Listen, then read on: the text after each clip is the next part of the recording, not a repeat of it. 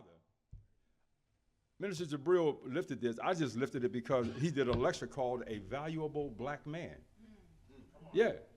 What's more valuable than a good father in a family setting? Because he's the mortar that cements everyone together. And maybe he don't get all the praise that he deserves, all the references he deserves.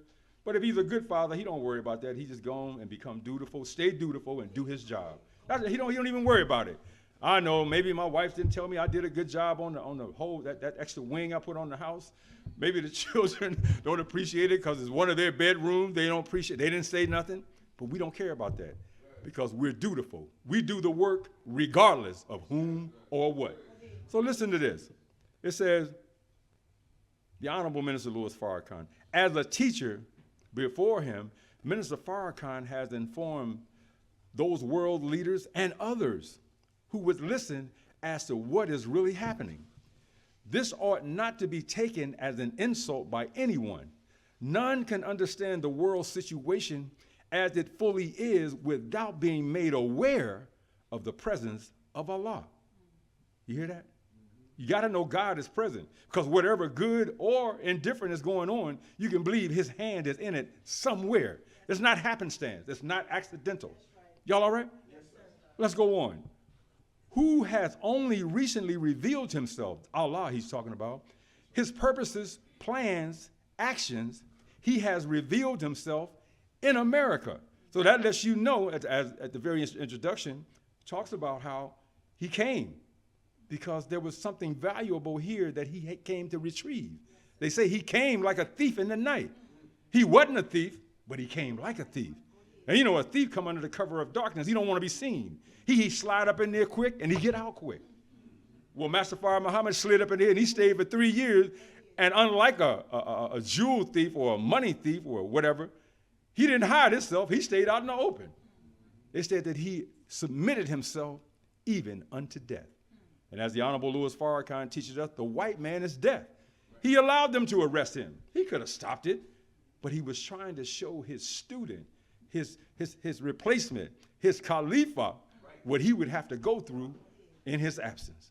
Y'all all right? Yes, sir. And we're going to go through something similar to that, family. But the man that's in our midst today, the Honorable Minister Louis Farrakhan, we got to see what he's going through because we're going to go through it. Yes, sir. Y'all all right? Yes, sir. Okay. If money was the best means by which one could show gratitude for the Honorable Minister Louis Farrakhan work, and it isn't, you could not pay Minister Farrakhan enough for the services he has rendered to America and to the world. Allow me to make part of my point with what one might call silly. Imagine a batter in the game of baseball who not only gets a hit each time he comes up to bat, but who hits a home run every time.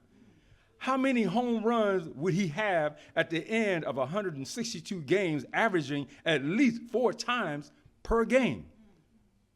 Y'all with me? Yes, sir. Let's go on. How valuable would he be to baseball? What of America and the world?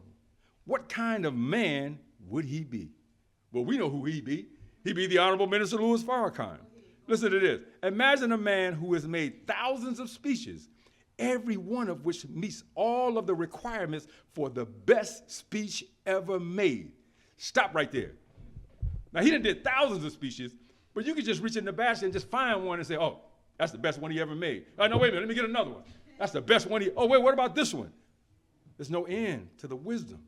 And if you don't believe what I'm saying, just check it out for yourself. It says, this alone, with each one containing divine guidance for everyone. And look, he's not selfish with it. It's for all of our people and fallen humanity. Even his detractors, it's for them too. The minister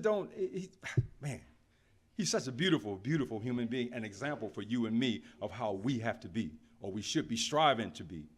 This alone would make him a very unique and extraordinary man whose value we could not calculate. Well, the Honorable Elijah Muhammad told him, he said, brother, you worth more than a plane full of sheep. I forget how many planes it was, but 1,000 sheep on any plane, on every plane. How much is one sheep worth? That's a whole lecture right there. A whole lecture. And we talk about that another time. I'm just putting it out there in the air. But again, that is Minister Farrakhan.